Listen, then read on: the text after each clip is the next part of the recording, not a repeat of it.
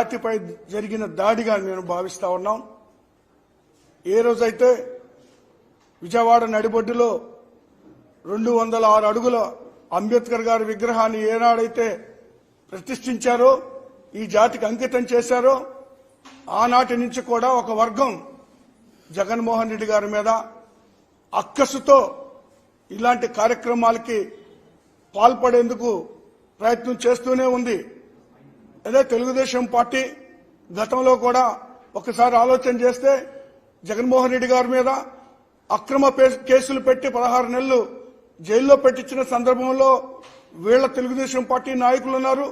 జగన్మోహన్ రెడ్డి గారి మీద ఎయిర్పోర్ట్ లో మరి కోడి కత్తితో అటాక్ చేసినప్పుడు మరి తెలుగుదేశం పార్టీ పాత్ర ఉంది.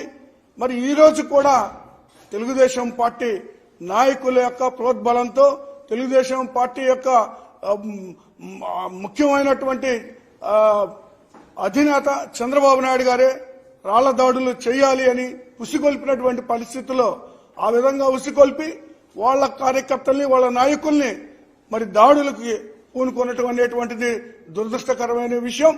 ఆ ఎన్ని దాడులు చేసినా, ఎలాంటి అవాంతరాలు ఎదుర్కొన్నా కూడా బస్ యాత్ర అనేటువంటిది ప్రజల మధ్యలోకి వెళ్తుంది. ముఖ్యమంత్రి గారు ఎప్పుడు చెప్తానే ఉన్నారు, ఇది మరి పెట్టుబడిదారులకు పేదలకు జరుగుతున్నటువంటి యుద్ధం అని.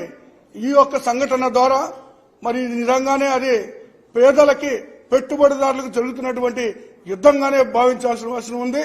దీనికి బాధ్యులైనటువంటి వాళ్ళు ఎవరైనా, ఎంతటి వాళ్లైనా చర్యలు తీసుకోవాలని నేను ఈ సందర్భంగా కోరుకుంటా ఉన్నాను.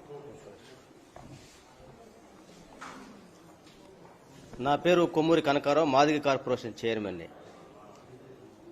మేమంతా సిద్ధం బస్సు యాత్రలో గౌరవ ముఖ్యమంత్రి జగన్మోహన్ రెడ్డి గారి మీద రాళ్లతో దాడి చేయడాన్ని తీవ్రంగా ఖండిస్తా ఉన్నాం.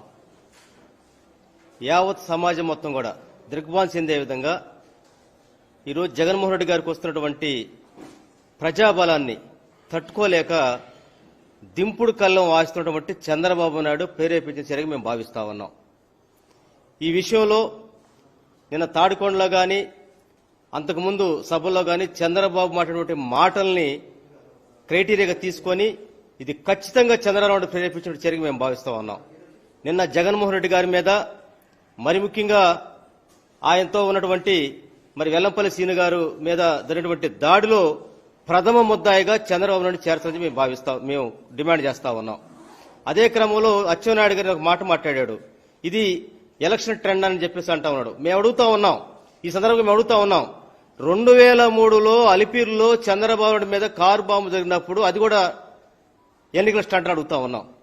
అదే సందర్భంగా అంతకుముందు రామారావు గారు సభలో ఉన్నప్పుడు మల్లెల బాబ్జీ చెవి మీద కత్తితో గీసాడని చెప్పి అన్నప్పుడు మరి అది కూడా భావించాలా? అంటే ఈ రోజు యావత్ సమాజం మొత్తం కూడా ఒక ప్రజాబలం కూడినటువంటి జగన్మోహన్ రెడ్డి గారు ప్రజాయాత్రలో ఉన్న సందర్భంగా, బస్సు యాత్రలో ఉన్న సందర్భంగా ఒక బలంగా రాయితోటి జరిగినటువంటి సంఘటనని ప్రధానమంత్రి కాళీచంద్ర ఖండిస్తా ఉంటే తెలుగుదేశం పార్టీ శ్రేణులకి, తెలుగుదేశం పార్టీ నాయకులకు కూడా కనీసం దింపుడు కళ ఆశ కూడా లేకుండా పోయిందనేటువంటి దాంతో ఈ రోజు నిట్టూర్పుతోటి, నిరుత్సాహంతో, ఈ విధంగా కుట్రలతోటి వాళ్ళు ఇచ్చేటువంటి స్టేట్మెంట్ తీవ్రంగా ఖండిస్తా ఉన్నాం.